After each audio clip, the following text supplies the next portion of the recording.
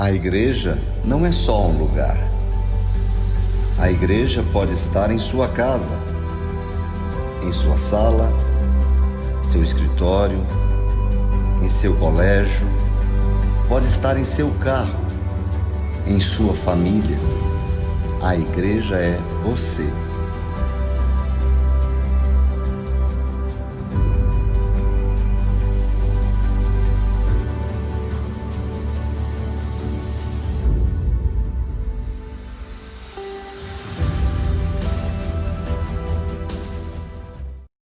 Olá, queridos e preciosos, nós vamos começar a nossa reunião já já. Mas antes de você se sentar para se expor a palavra, corra, pegue o seu caderno, pegue a sua caneta e escreva cada ponto, cada princípio que nós vamos liberar hoje. Ele tem uma importância muito grande para você. E aquilo que a gente não anota, que a gente não escreve, passa, se perde. Como Deus está falando, eu acredito que a gente não queira deixar de lado falas de Deus para nós, porque Deus não perde tempo. O que Ele fala é muito importante para nós. Então corra aí, que nós vamos começar a reunião já já, e você vai anotar aquilo que Deus vai falar para você. Ele tem uma palavra específica para você, certo? Conecte-se aí, Deus vai falar poderosamente com você. Beijão.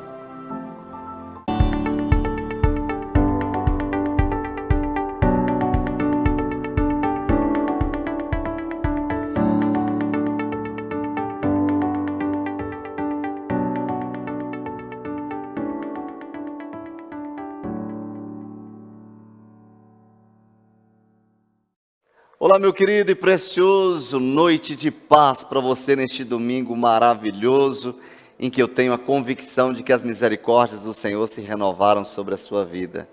Sou Célio, pastor da igreja Casa Lugar de Deus aqui em Brasília, e é um prazer poder entrar na sua casa nesta noite com uma palavra direta do trono de Deus para a sua vida. Vamos nos conectar neste momento, mas vamos orar para que o Espírito Santo de Deus nos conduza nesta direção, desde o início até o fim desta palavra, que a sabedoria do alto venha governar o nosso entendimento, de tal maneira que esta palavra venha encontrar guarida nos nossos corações. Vamos orar?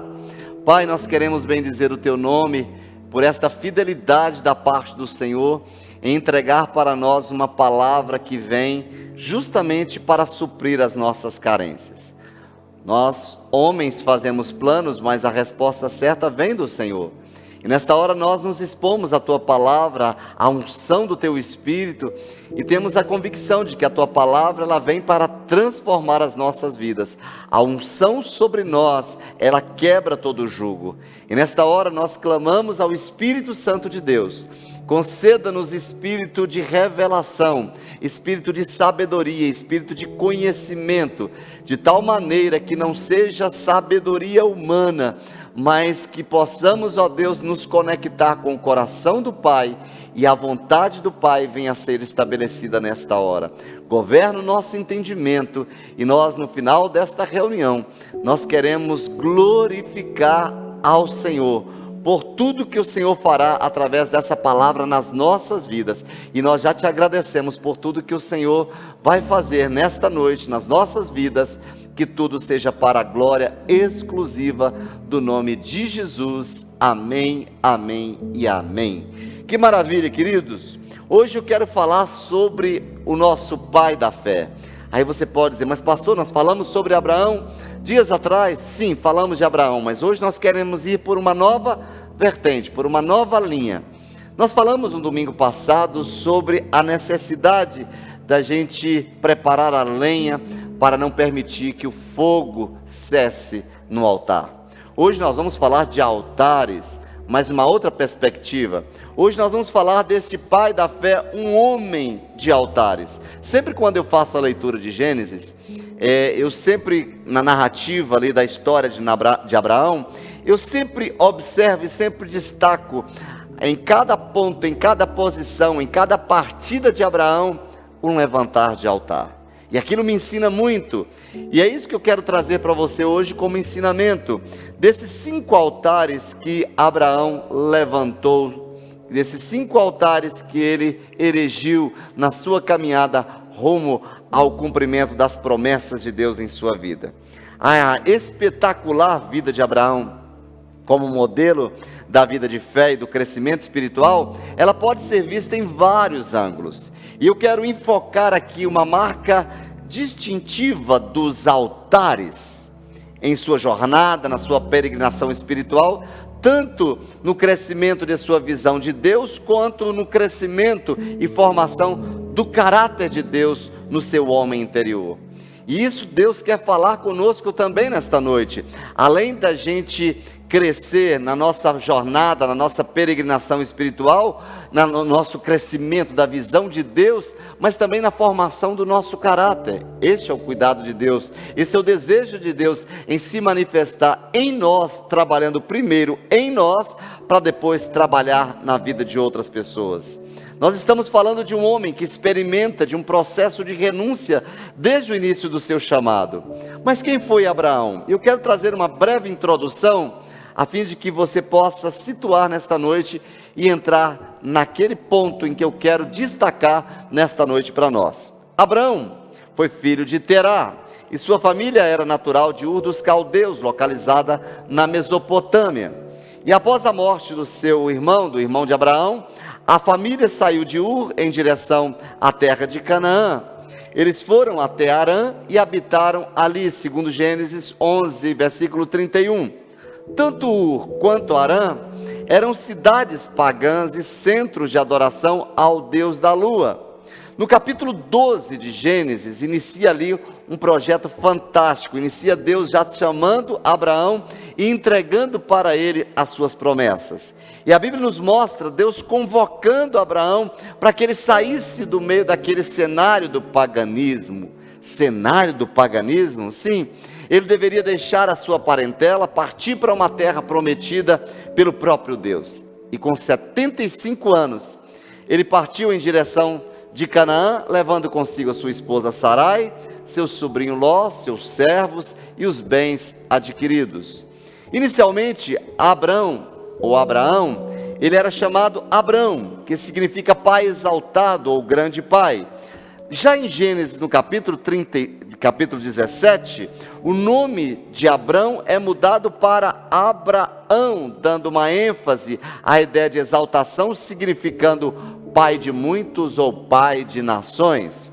Abraão, ele tinha 99 anos quando teve o seu nome mudado por Deus. É interessante você observar, e eu quero só citar isso aqui, mas quando você vai escrever o nome Abraão no hebraico, o nome, a letra H é colocada no meio do nome de Abraão. E essa letra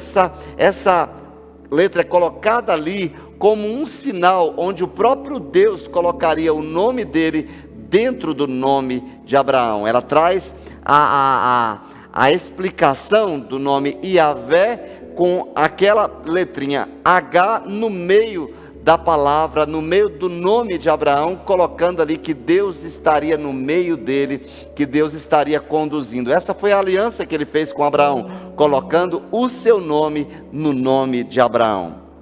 Tais mudanças nos nomes têm a ver com a promessa feita por Deus a Abraão, começando ainda em Gênesis 12.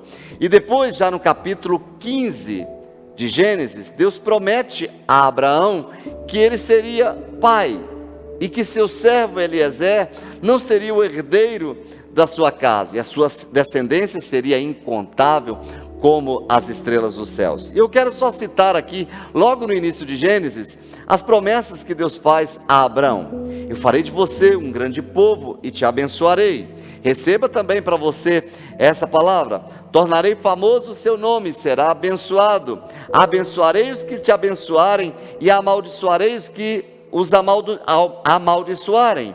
E por meio de você, todos os povos da terra serão abençoados. E eu acho interessante, já no final, o texto vai dizer: e farei do teu nome famoso. Isso é Deus dizendo para Abraão. Mas o meu foco nesta noite é ver a vida de um homem que deixa os seus costumes pagãos e inicia uma caminhada de fé invejável ao lado do Deus verdadeiro, que seria futuramente o Deus de Israel. Uma história de dependência, uma história de entrega total. A gente pode observar o deixar tudo e seguir a um plano, a um projeto futuro, sem ver nada com seus olhos físicos, mas simplesmente crendo numa palavra, crendo na promessa, uma promessa de Deus. É assim que você age?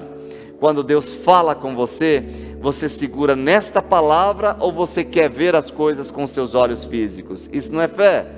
E para que Abraão pudesse ouvi-lo, ele não teve que participar de uma escola bíblica dominical, não teve que participar de uma escola de formação, de ir para um seminário teológico, não. Abraão começa a desenvolver uma sensibilidade para ouvir, para discernir a voz de Deus. Você imagina um costume pagão, cultural, religioso, e ele envolve em um novo relacionamento de um Deus que não era tangível, que não era palpável, um Deus que fala ao seu coração e ele se coloca em posição de obediência sem questionar. Tudo vem de encontro com Deus que anseia em revelar-se ao homem para que o seu propósito seja estabelecido. No texto de Gênesis, capítulo 12, logo depois de uma experiência com as promessas de Deus, diz assim o versículo 4, e eu quero enfatizar as duas palavras iniciais que diz assim: assim partiu, dessa maneira partiu Abraão como o Senhor lhe tinha dito, e foi Ló com ele, e era Abraão da idade de 75 anos quando saiu de Harã. O texto é interessante dizer assim: assim partiu, da maneira como o Senhor tinha dito. Como? Crendo, se entregando e com o coração ardendo em experimentar cada uma daquelas palavras que Deus tinha acabado de dizer a ele. É uma fé, a fé que estava atrelada à ação. Assim partiu, assim ele creu e assim ele foi. Quando nós falamos que a fé, ela está ligada a saber esperar, sim, mas existe o tempo de espera, mas também existe o tempo da convicção de que a qualquer momento você tem que agir, você tem que sair, você tem que fazer. A fé, ela não nos deixa paralisados na zona de conforto. A fé, ela não isenta ações.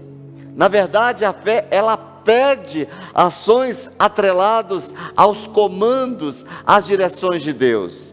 E dessa maneira, inicia a trajetória do pai da fé. Sai, vai para um lugar. Que lugar? Para uma terra que eu lhe mostrarei. Que terra? Eu vou te mostrar. E o que saber para onde ir? Como ir? De que maneira? Quais são os passos? Qual a direção? A terra que eu lhe mostrarei. E não espere agir quando não precisar exercer a fé. Em muitas situações, os nossos passos em obediência ao que Deus falou vão revelar a nossa confiança, as palavras que saíram da boca do próprio Deus. Em Gênesis, no capítulo 12, 13, Abraão se lança na sua caminhada em ações de muita sabedoria. E é interessante, eu disse para você logo no início, que ele se devota em cada desafio. Quando ele não sabia o que fazer, a Bíblia diz que ali naquele local, ele levantava um altar. Qual o objetivo dele levantar um altar? Para que ele pudesse ter a direção de Deus para o próximo passo. O altar significa entrega, dependência total. O altar é dizer em atitudes: eu dependo de você em tudo. A minha pergunta para você: você tem erguido altares, você tem levantado altares quando você não sabe o próximo passo? Ou você tem procurado ajuda no homem, ou você tem buscado no homem? Deus está querendo nesses dias nos ensinar a ter um relacionamento real com Ele, um relacionamento vivo com Ele, de intimidade com Ele, para que Ele possa dar a você o próximo passo. O próximo passo, a direção é dele. Se você quer ser assertivo nas suas decisões, você precisa ouvir, você precisa ter essa sensibilidade para saber qual é o próximo passo. É dizer para Deus: eu dependo do Senhor em tudo. E por ter construído um altar, Deus, ao contemplá-lo, fez com que ele prosperasse.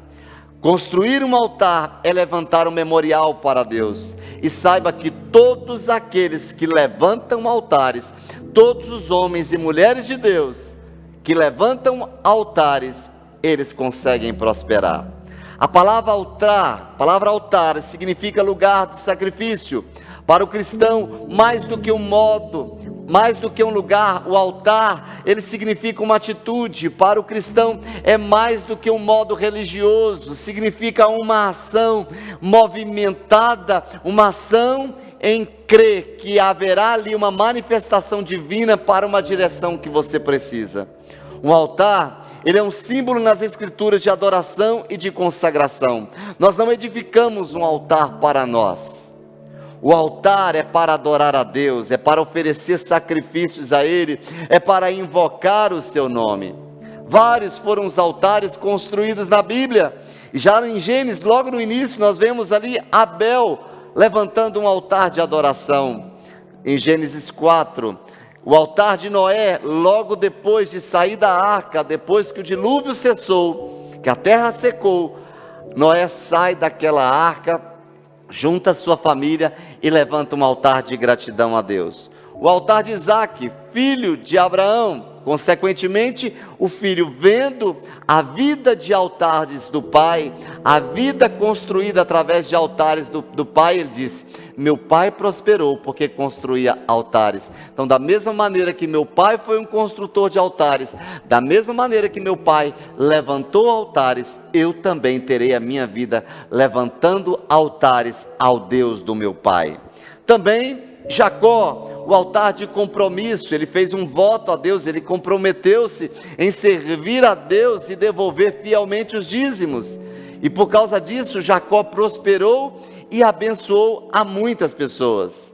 E também vemos o altar de Abraão. Porque não poderíamos citar aqui Abraão, esse nosso personagem, mas eu não quero frisar este homem como altar da fé, porque eu quero olhar para a palavra, observando Abraão como um homem de altares, para que a gente possa observar pelo menos 5 altares que esse homem se levantou ao longo da sua vida, e o que cada altar representa, o que cada altar representou para Abraão e que representa para nós hoje em dia. O altar, ele é um símbolo de uma vida espiritual, de uma vida com Deus. Abraão foi chamado amigo de Deus, e essa comunhão, essa intimidade marcada pela vida de altar, revela a essência do que é a verdadeira vida espiritual, ou seja, ela não consiste na medida do nosso conhecimento e instrução acerca das coisas de Deus, mas no quanto somos amigos, no quanto somos íntimos, no quanto andamos com Deus e o quanto Deus tem-nos como seus amigos. Abraão, já na sua maturidade de vida, ele disse em Gênesis 24:40, o Senhor em cuja presença eu ando. Será que na sua casa você pode repetir isso aí?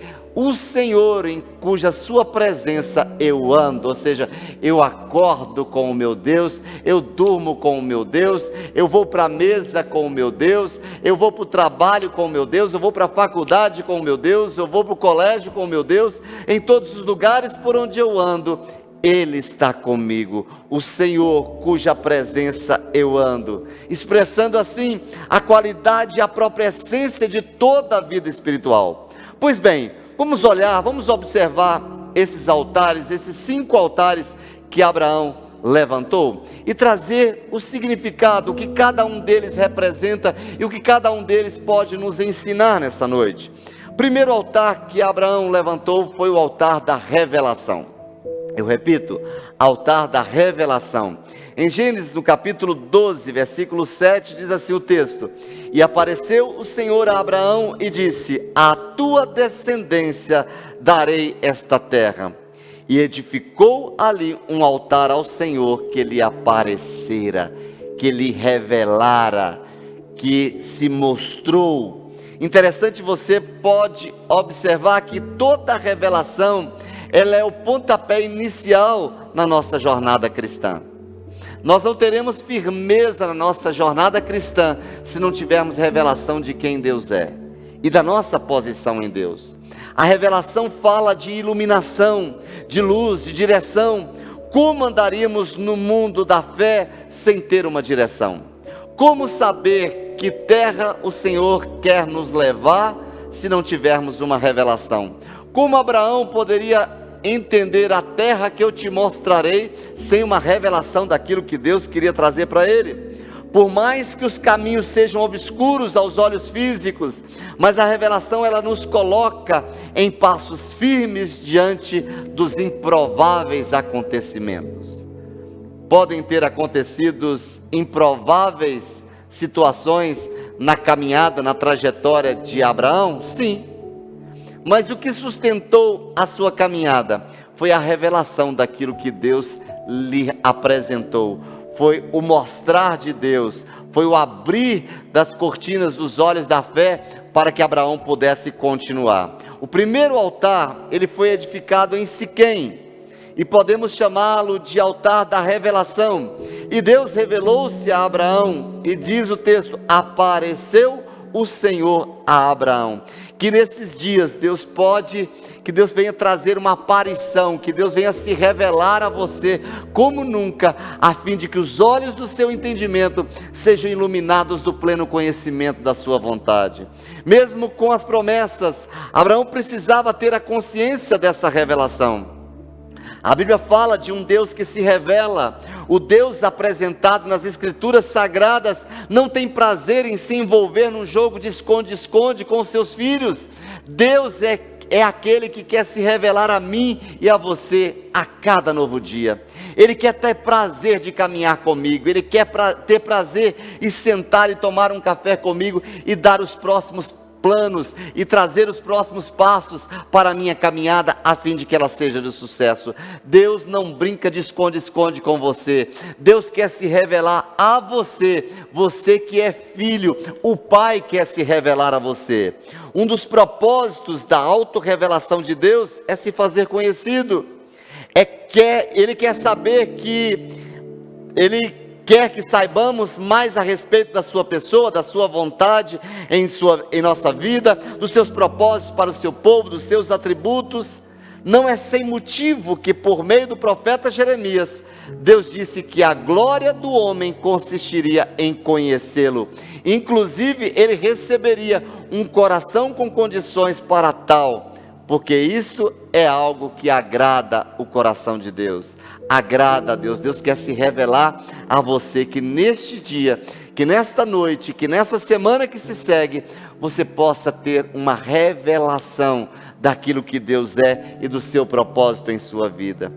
Continuamente Deus se faz a conhecer, seja por meio da sua criação, da sua providência, da palavra falada, que começou lá no Éden e culminou na encarnação dessa mesma palavra, que foi o nascimento de Jesus. Mas ao se fazer conhecer, Deus também tinha outros propósitos. E um dos objetivos de Deus, ao se fazer conhecido, é estabelecer um relacionamento com o seu povo. Jesus veio para a terra para justamente trazer essa conexão. Jesus vem para essa terra para trazer um fortalecimento nessa revelação de Deus. Jesus veio ser a revelação do próprio Deus para as nossas vidas. Deus estava levantando uma nova raça, através de Abraão, um povo escolhido. E Deus se revela, como diz Hebreus capítulo 1, versículo 1. Ele se revela de muitas maneiras. Ele se revela também através dos profetas. Ele também se revela através do seu Filho, Jesus Cristo de Nazaré. E hoje, para as tantas tomadas de decisões do futuro, Deus nos chama a erguer um altar de revelação. E nós precisamos saber que a cruz e a revelação andam juntas. Se você quer entender a cruz, você precisa de uma revelação. Durante a vida de fé de Abraão, nós constatamos a edificação de pelo menos 5 altares, erguido num processo de sua jornada interior, do conhecimento de Deus e da sua amizade com Ele. Abraão foi chamado amigo de Deus. Cada um desses altares aponta para um aspecto do trabalho da cruz em nossas almas, ampliando a nossa consagração, ou seja, o nosso relacionamento com Deus e a nossa verdadeira espiritualidade. Se Deus, Ele escolheu se revelar a um pagão para colocar a sua marca, para levantar um povo, o quanto hoje, a nova aliança, o nosso Pai Celestial não quer se revelar também aos seus filhos? Se Deus chama um pagão para se revelar a Ele num projeto sobrenatural, fantástico, que transcenderia gerações após gerações, como Deus não quer se revelar a você? Ele tem prazer em fazer isso. E ao levantar este primeiro altar, o altar da revelação, nós somos conduzidos ao segundo altar. E que seria este? Qual seria este segundo altar que nós queremos falar nesta noite? O altar do relacionamento, da intimidade. Em Gênesis, no capítulo 12, versículo 8, diz: E moveu-se dali para a montanha do lado oriental de Betel, e armou a sua tenda, tendo Betel ao ocidente e Ai ao oriente, e edificou ali um altar ao Senhor, e invocou o nome do Senhor. Betel significa casa de Deus, e onde Abraão vai erguer um altar, justamente em Betel, na casa de Deus. Casa fala de um lugar de intimidade. Ali Abraão levanta o seu segundo altar. Queridos, sem intimidade, nós não teremos sensibilidade, não conheceremos o coração do nosso parceiro de aliança, nós não saberemos a nossa filiação e nem tampouco a nossa identidade. Abraão, ele sai do paganismo e passa a ouvir ao Deus de Israel de uma maneira íntima. Saiba que Deus nos criou para termos um relacionamento de plena intimidade com Ele. Cristianismo não é religião, cristianismo é relacionamento. Foi para isso que Jesus veio, para devolver ao homem e a Deus a sua íntima comunhão, o seu íntimo relacionamento. A frase intimidade com Deus, ela soa como um conceito às vezes muito estranho. Como eu posso ter intimidade com alguém que eu não vejo, alguém que eu não ouço, alguém que eu não consigo tocar? Como posso ter intimidade com alguém com quem não passeio no shopping, não tomo café, não dou um abraço? Querido, é na intimidade que conheceremos os segredos uns dos outros. Eu amo esse salmo, Salmo 25:14, que diz que a intimidade do Senhor é para os que o temem, aos quais, estes íntimos, Ele dará a conhecer a sua aliança. Eu gosto de uma outra versão que diz assim, que a intimidade do Senhor é para aqueles que o temem, aos quais Ele revelará os seus segredos. Deus tem segredos, e os seus segredos só são revelados para os íntimos. Por isso Deus nos convida para ir para este lugar. O Deus da Bíblia é retratado como uma pessoa próxima, presente, acessível, pronta e disposta a se relacionar. A intimidade é uma relação de parceria, é uma relação de amizade. Interessante, o profeta Isaías, no capítulo 41, versículo 8, olha o que ele diz de Abraão: Mas tu, ó Israel, servo meu, tu Jacó, a quem elegi, descendente de Abraão, meu amigo.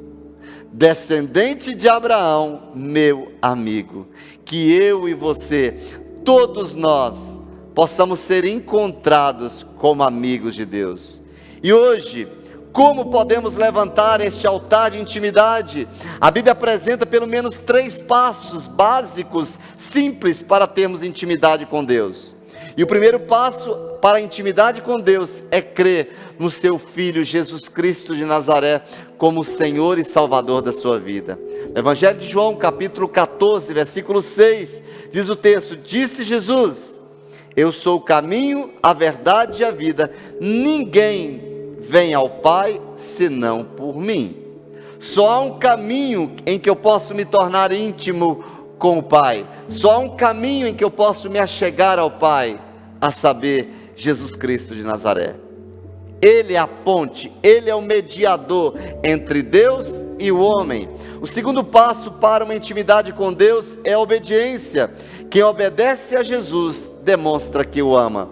No Evangelho de João, capítulo 14, versículo 21, diz que quem tem os meus mandamentos e lhes obedece, esse é o que me ama. Aquele que me ama será amado por meu Pai, e também o amarei e me revelarei a ele. O terceiro passo para uma intimidade com Deus, claro, é a oração. Jesus é o caminho aberto, e pela oração a intimidade ela é efetivada. Em Hebreus, no capítulo 4, versículo 16, diz: aproximemo-nos do trono da graça com toda confiança, a fim de recebermos misericórdia e encontrarmos graça que nos ajude no momento da nossa necessidade. Como hoje eu posso me aproximar diante do trono da graça? No dobrar dos meus joelhos, na oração. Quando eu fecho os meus olhos, quando eu estou no meu secreto, que eu digo Pai, eu sempre digo que Deus pode estar fazendo a obra mais importante nesta terra, mas ao dobrar do meu joelho, e quando eu digo Pai, Ele para tudo que está fazendo para se inclinar para mim e dizer: diga, filho, o que você quer? Abraão creu em Deus. Em Tiago, no capítulo 2, versículo 23, diz que ele foi chamado amigo de Deus. Esse é o nosso segundo altar, altar da intimidade, que você pode desenvolver nessa semana, na leitura da palavra, na oração, naquele momento a sós com Deus. Esse é o desejo de Deus para você. Ele tem segredos para revelar para você.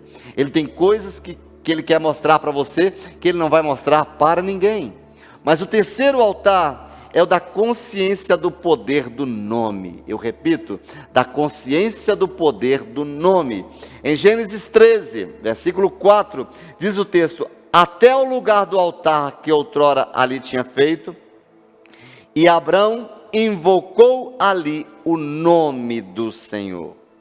Invocou o nome do Senhor. Eu trago ênfase nesta última parte. E invocou ali o nome do Senhor, tanto para as pessoas como para objetos, animais, lugares. Os nomes servem para identificação. Se alguém deseja falar com uma pessoa, basta chamar por seu nome, mas se chamar por outro nome, essa pessoa não vai responder, pois quem atenderá será uma outra pessoa. O nome, ele traz consigo a sua identidade, revela o caráter da pessoa que está por trás daquele nome, além de revelar força ou também fraqueza. Com estes exemplos simples, nós vemos a grande importância que tem os nomes das coisas, dos lugares e das pessoas. Nos dias da antiguidade, os nomes, além de serem identificadores, eles iam além de tudo isso. Eles tinham significados especiais. Sabia que os nomes antigos, eles tinham uma relação com as circunstâncias do nascimento, a maneira como aquela criança nasceu, o local onde a criança nasceu, a aparência daquela criança e tantas outras coisas. Às vezes, o nome relacionava-se com o futuro daquela criança. Era o pai que estava profetizando para aquela criança o que ele gostaria de ver naquela criança. Ele colocava um nome que traria um significado para o seu futuro. É o caso dos nomes proféticos.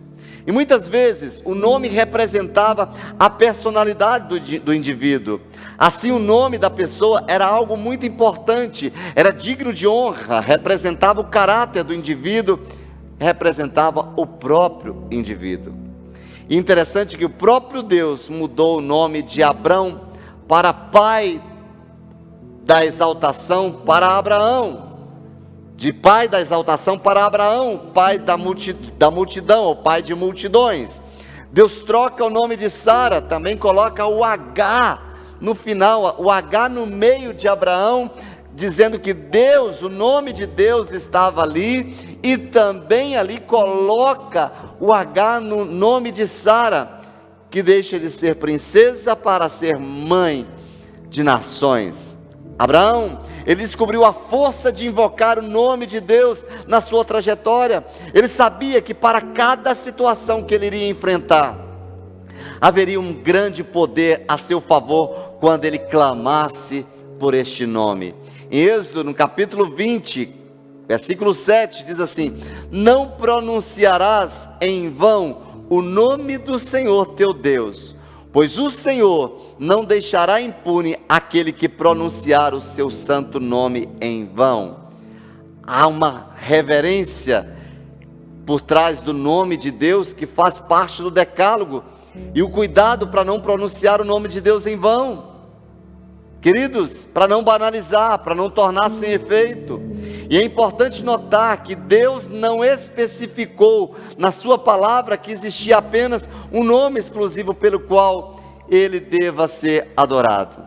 Pelo contrário, os nomes de Deus são apenas maneiras de nos lembrarmos de aspectos da sua atividade, da sua pessoa. O nome de Deus, Yahvé é o seu nome. O que ele deseja realmente é a reverência e a obediência daqueles que o amam.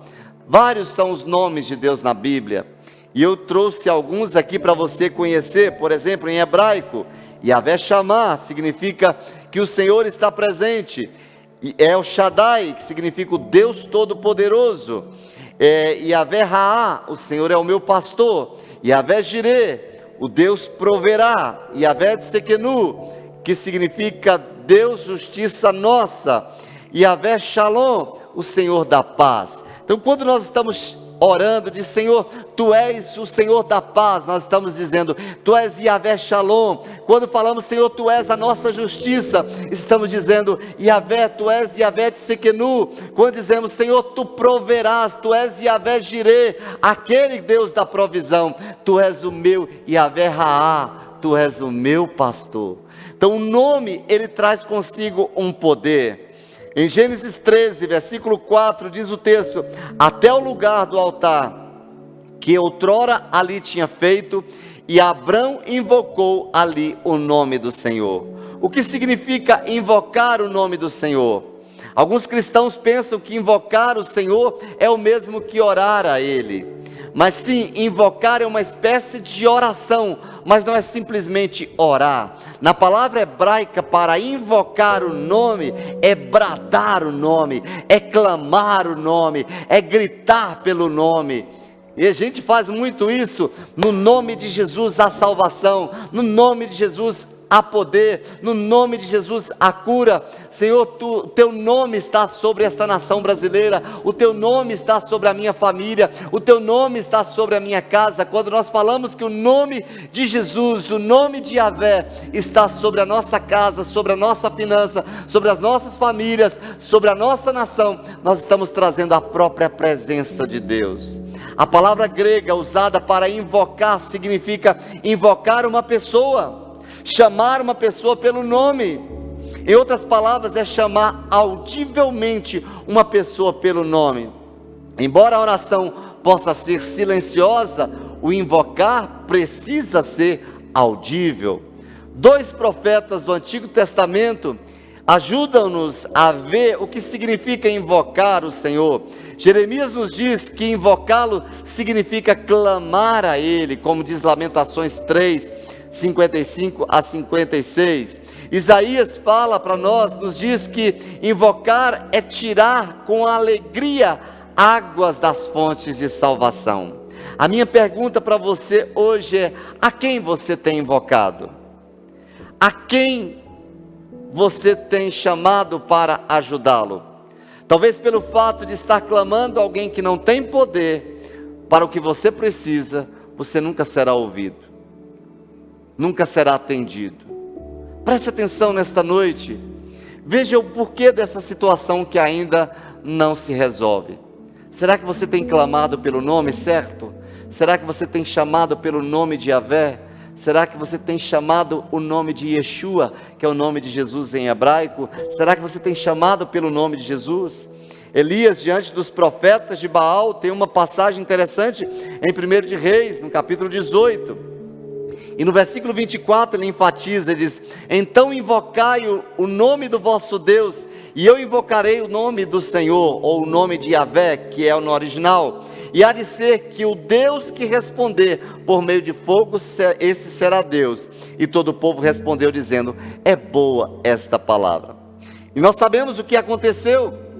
Elias confrontou os 400 profetas ali de Baal, e no fim do duelo, o texto diz para nós que diante do que aconteceu, é muito engraçado esse texto, que você vai olhar e os profetas de Baal começam a invocar lá o Deus de Baal, começa a se mutilar, começa a gritar, e Elias cruza os braços e começa a perguntar assim: fala mais alto, chama mais alto, pode ser que ele esteja dormindo, pode ser que ele esteja viajando. E aí quando Elias vai clamar pelo Deus de Israel, ele manda jogar água sobre todo o altar, que a água escorresse ali do altar, e quando ele clama pelo nome do Senhor, o fogo desceu sobre aquele altar. A minha pergunta para você é: a quem você tem clamado? Você tem buscado ajuda em quem? A sua voz tem sido levantada em favor de quê? Do desespero, da murmuração, da falta de educação? Pare nesse momento. Elias invoca o nome do Senhor e ganha a batalha. Eu estou entregando para você essa chave. Levanta um altar no nome do Senhor na sua casa. Que nome você está clamando? A quem você está clamando? Os cristãos do Novo Testamento, desde essa ocasião do Pentecostes, eles praticavam o invocar do nome do Senhor. Enquanto Estevão estava sendo apedrejado, passando por sofrimento, a Bíblia diz em Atos 7:59, que Estevão invocava o nome do Senhor. O apóstolo Paulo enfatizou a questão de invocar quando escreveu o livro de Romanos. Ele diz em Romanos 10, versículos 12 e 13: pois não há distinção entre grego e judeu, uma vez que o mesmo é o Senhor de todos, rico para com todos os que o invocam, porque todo aquele que invocar o nome do Senhor será salvo. Quem será salvo? Aquele que invocar o nome. Isaías 55:6 diz: buscai o Senhor enquanto se pode achar, invocai-o enquanto ele está perto. Salmo 145, versículo 18 diz que perto está o Senhor de todos os que o invocam, de todos os que o invocam em verdade. Deus quer chegar junto a você, Deus quer ser íntimo com você. Invoque o seu nome, levante um altar com esse nome poderoso. Da mais profunda cova, diz Lamentações 3, 55 a 57, da mais profunda cova, Senhor, invoquei o teu nome, ouviste a minha voz, não escondas o ouvido aos meus lamentos, ao meu clamor. De mim te aproximaste no dia em que te invoquei, disseste: não temas. Deus é aquele, não importa a situação que você esteja vivendo, não importa o que você esteja enfrentando, não importa o mais profundo abismo em que você se encontra, invoque ao Senhor aí, seja no seu quarto, seja nessa depressão, seja vivendo essa opressão, que a Bíblia nos garante que Deus vai se levantar em seu favor, Deus vai chegar até você e vai te dar uma palavra que vai te fortalecer. Mas invoca-o, chame por Ele, abra sua boca e chame por este nome, clame por Jesus, Ele é a resposta que você precisa. Grite por esse nome, clame por este nome, e você receberá uma visitação poderosa. Levante hoje este altar e clame pelo nome de Jesus, há poder neste nome. E o outro altar que Abraão levanta é o altar da posse da promessa. Eu repito, levanta hoje este altar da posse da promessa. Não é saber, não é só ouvir sobre a promessa, é você tomar posse da promessa. O texto de Gênesis 13, versículo 18 diz a palavra: e Abraão, mudando as suas tendas, foi habitar nos carvalhais de Manre, que estão junto a Hebrom, e levantou ali um altar ao Senhor. Hebrom em hebraico, Hebrom, este nome possui um significado de perseverança, de coragem e de resistência. Mas eu achei interessante esta citação do que significa Hebrom: lugar da aliança, fidelidade à promessa, determinação, superação dos dias, conquista de si e para si. Onde Abraão vai levantar um altar? Em Hebrom. Para lembrar o quê? As promessas que Deus havia feito a ele. Querido, todo o direito de Deus junto ao seu povo é via aliança. Deus se revela a você via aliança. E aliança são as promessas de Deus. Deus fala com o homem através da aliança. Abraão, ele já inicia a sua caminhada com Deus, tendo a força de suas promessas sobre a sua vida, como nós já vimos em Gênesis no capítulo 12, dos versículos 1 a 3. Tantas promessas de Deus. Essa foi a força que moveu o coração de Abraão na construção dos altares. Havia uma promessa, Deus tinha prometido, Deus tinha falado, e sobre esta promessa Abraão se movia, Abraão se movimentou, Abraão começou a dar passos rumo ao cumprimento de cada uma delas. Quando temos a promessa, ela nos sustenta nos momentos das dificuldades. As promessas nos ajudam a acalmar os ventos contrários e a cessar as tempestades. Lembra de Jesus ali naquele barco, quando a tempestade, junto aos seus discípulos? Mas antes Jesus tinha dito, vamos atravessar do outro lado. Qual a promessa? Que nós vamos atravessar do outro lado. E o que deu a Jesus a autoridade para acalmar as tempestades? Uma promessa que tinha saído da sua própria boca, vamos atravessar do outro lado. Queridos, os momentos difíceis que enfrentamos, eles são vencidos por causa de uma palavra que saiu da boca de Deus. Deus tem uma palavra para você nesta noite. A palavra que sai da boca de Deus, ela vai encontrar guarida no seu coração, para te dar força, para te dar vigor, para te dar esperança, para te dar posicionamento em cima de algo que Ele quer lhe presentear. Deus tem muitas promessas boas para a sua vida. A vida não é sempre fácil, mas Deus tem planos bons para você.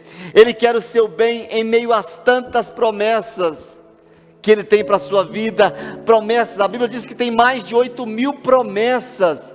Segundo os estudiosos, tem mais de 8.000 promessas na palavra. Eu pergunto, cite uma delas que você tem.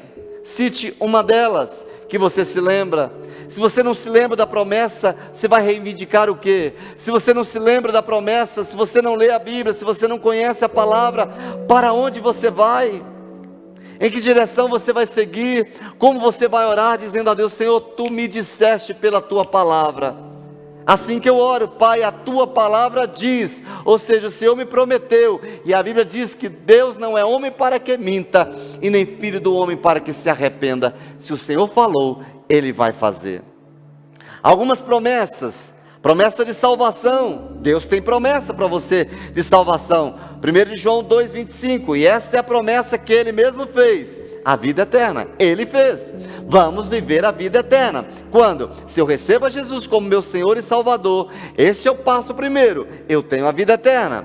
A outra promessa, de vida abundante, João 10,10, o ladrão vem somente para roubar, matar e destruir. Eu vim para que tenham vida e a tenham em abundância. Promessa de Deus, você tem que ter vida abundante.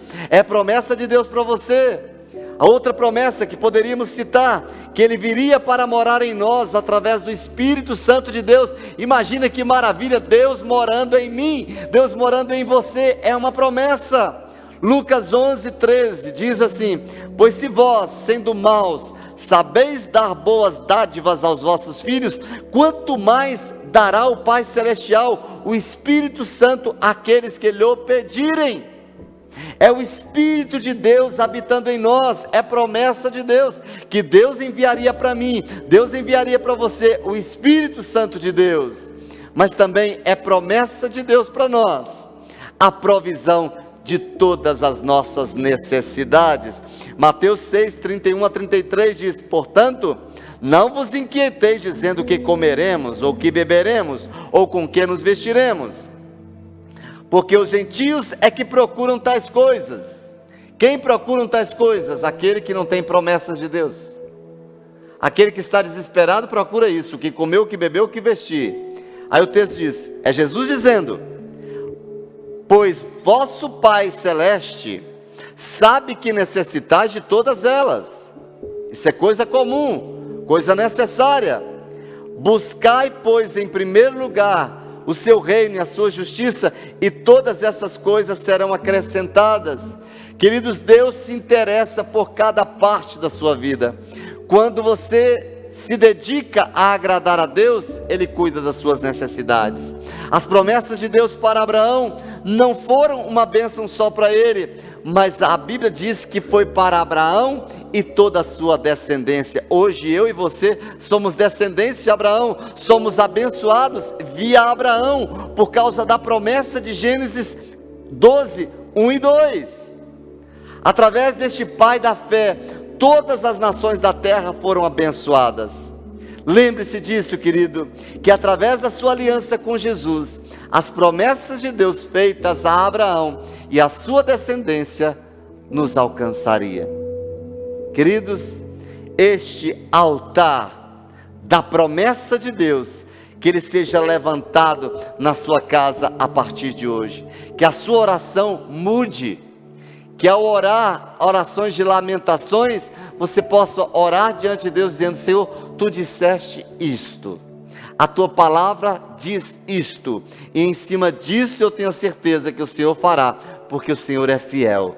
Lembre-se que o teu Deus é fiel, e as promessas dele para a sua vida não deixarão de ser cumpridas. Agora a minha pergunta para você é: do que você conhece? Será que você está se expondo a essa palavra? Se você precisa de ajuda, eu quero te ajudar nisso. Conheça a palavra, aprenda a fazer os seus devocionais, desenvolva a prática de buscar a Deus. Não confie na religiosidade, você precisa confiar na promessa. Religiosidade não traz bênção de Deus para você, não. Religiosidade não traz o que Deus lhe prometeu, não. O que traz aquilo que Deus lhe prometeu é você chamar as promessas de Deus através da sua oração, através do seu tempo a sós com Ele. Entenda isso, queridos, e isso nos leva para o nosso último e mais poderoso altar. Um poderoso altar, o altar da dor, o altar do desapego, o altar do sacrifício. Eu acho interessante observar a vida de Abraão, ao construir altares, a percepção que eu tenho de quando Deus chega para ele, para pedir a ele para fazer o seu último altar. Deus só pediu, porque Deus conheceu a história deste homem em cada passo, na construção daquilo que Deus estava fazendo, na direção que Deus estava lhe dando. Quando eu falo altar da dor, do desapego, do sacrifício, Deus prometeu a Abraão que a sua descendência herdaria a terra e que os seus olhos estavam enxergando no momento da reiteração da promessa, mas Deus havia prometido um filho a Abraão gerado por Sara. Sara era estéril, avançada de idade, mais de 90 anos, e segundo a promessa de Deus, ela concebeu Isaque. A Bíblia demonstra que Abraão estava ciente das impossibilidades para se alcançar um filho com Sara. Era um homem de 100 anos, Sara com 90 anos e ainda acima de tudo estéril. Diante das impossibilidades, você vai olhar na história que quando Deus vai dizer para Abraão, ele ri, e o anjo vai dizer para Sara, Sara também ri. Por isso que Isaque, o nome Isaque significa risos. Por que ele ri? Porque muitas vezes nós rimos diante daquilo que Deus nos promete, porque nós não temos a dimensão daquilo que Deus é poderoso para fazer. Não deixe de crer, aquele que prometeu é fiel. O que Deus falou vai acontecer. E nasce Isaque. E ao nascer Isaque, Deus pede a Abraão para construir o altar dos altares, o altar da entrega do seu único e precioso filho. Será que isso lembra você de alguma coisa? Isso ilustra bem a entrega de Jesus na cruz, quando Deus deu o seu único filho, unigênito, para que todo aquele que nele crê não sofresse, mas tivesse a vida eterna. O coração de Abraão e o coração de Deus. Quando Deus mandou Abraão imolar Isaque, Isaque era seu único filho. Único filho. E era cogitado de Abraão não poder mais ter filhos, pela condição que estava vivendo. E o evento demonstra que Deus não estava testando e nem mensurando a fé de Abraão.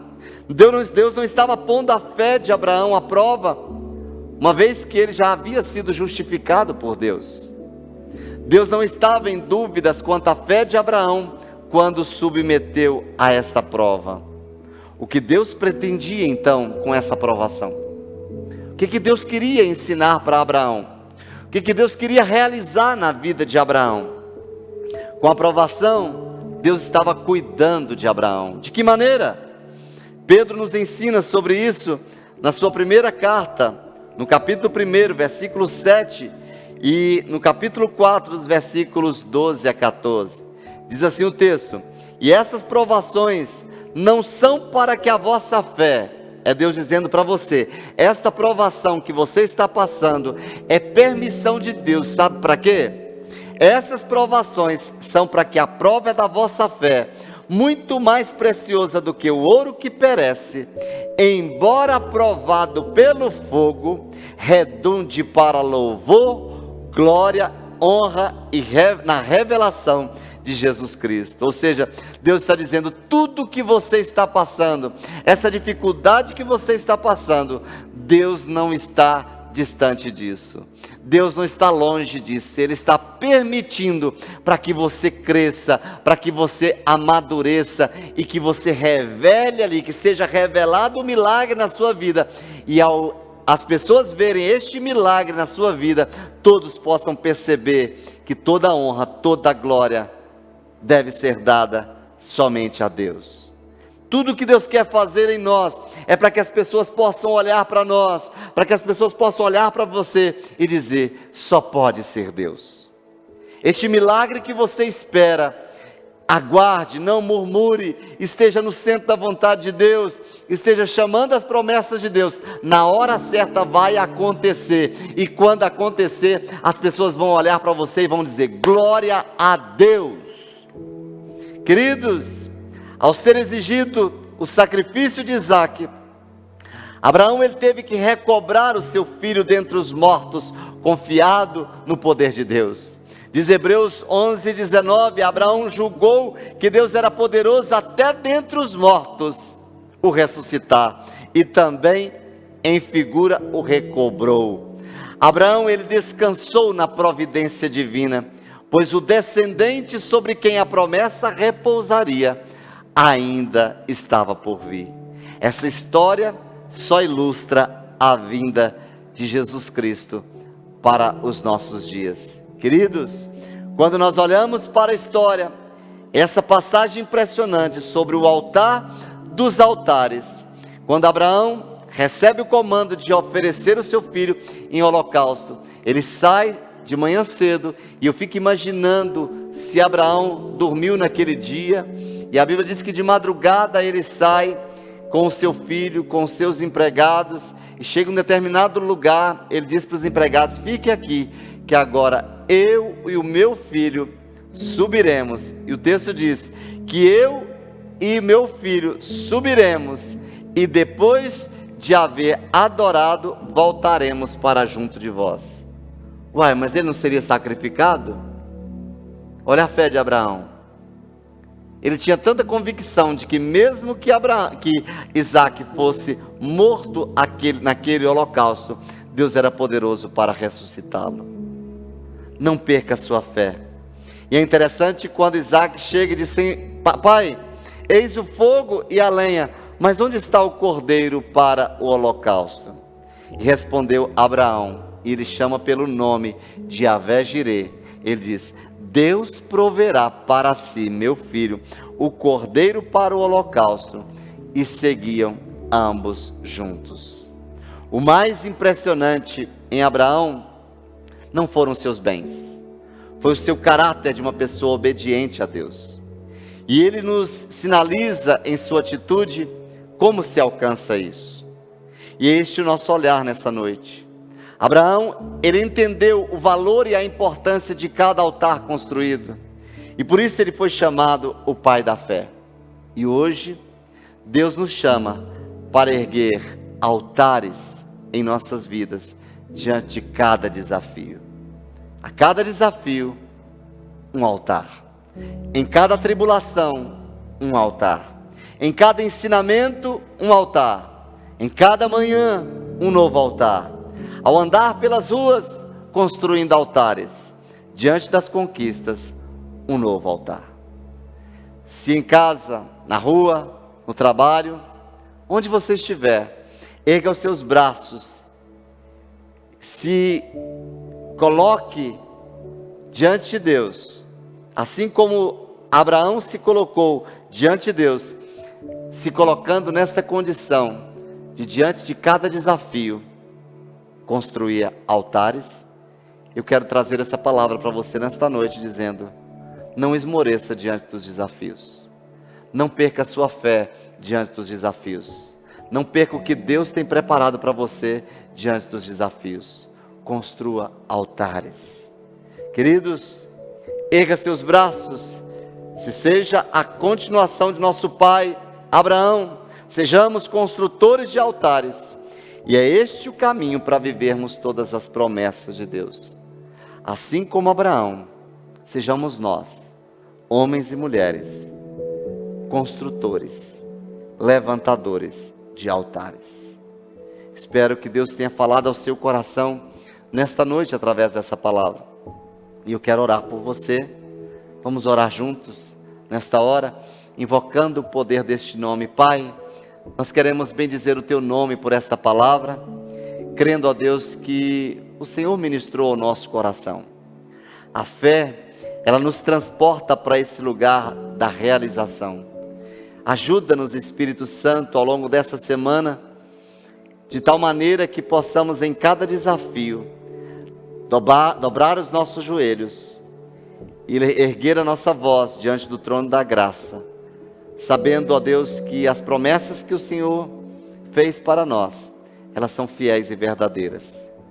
Aquilo que o Senhor disse para nós será estabelecido. E nesta hora, Pai, eu invoco o poder que há no teu nome, o nome que é sobre todo nome, e declaro, Senhor, que sobre nós não vale encantamento. Declaro que a boa obra que o Senhor começou nas nossas vidas, o Senhor vai completar.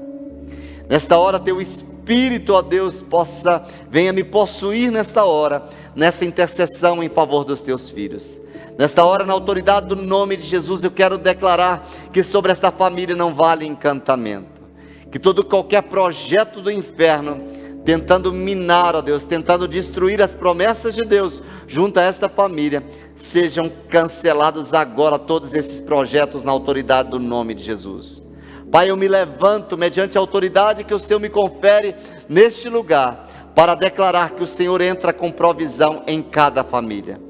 Pai, levanta os Abraões, ó Deus, levanta os homens e mulheres, levanta homens de fé, levanta mulheres de fé, levanta jovens de fé nesta geração, para continuar, ó Deus, levando esta bandeira, declarando o teu nome em cima de todo e qualquer problema, acima de toda e qualquer dificuldade. A tua palavra nos garante, Pai, que ainda que a figueira não floresça, todavia nós não nos esqueceremos do Senhor. Pai, nada, nem pecado, nem tribulação, nem dor, nem depressão, nem opressão, nem anjos, nem principados, nem potestades, nada poderá nos separar do teu amor que está em Cristo Jesus. Venha sobre nós nesta noite de domingo, Pai, agasalhe o nosso coração como o Senhor agasalhou o coração de Abraão. Fala ao nosso coração, Senhor, e que possamos desenvolver a sensibilidade para ouvi-lo. Quando o Senhor falar, que possamos dizer: eis-nos aqui, Senhor. Queremos viver fielmente para cumprir aquilo que o Senhor determinou. E nós seremos, ó Deus, cuidadosos em tributar ao Senhor toda a honra, toda a glória, todo louvor, para ver se cumprindo, ó Deus, tudo aquilo que o Senhor prometeu a cada um de nós, em cada família. Eu entro em cada lar nesta hora, declaro saúde, saúde espiritual, saúde emocional, saúde física.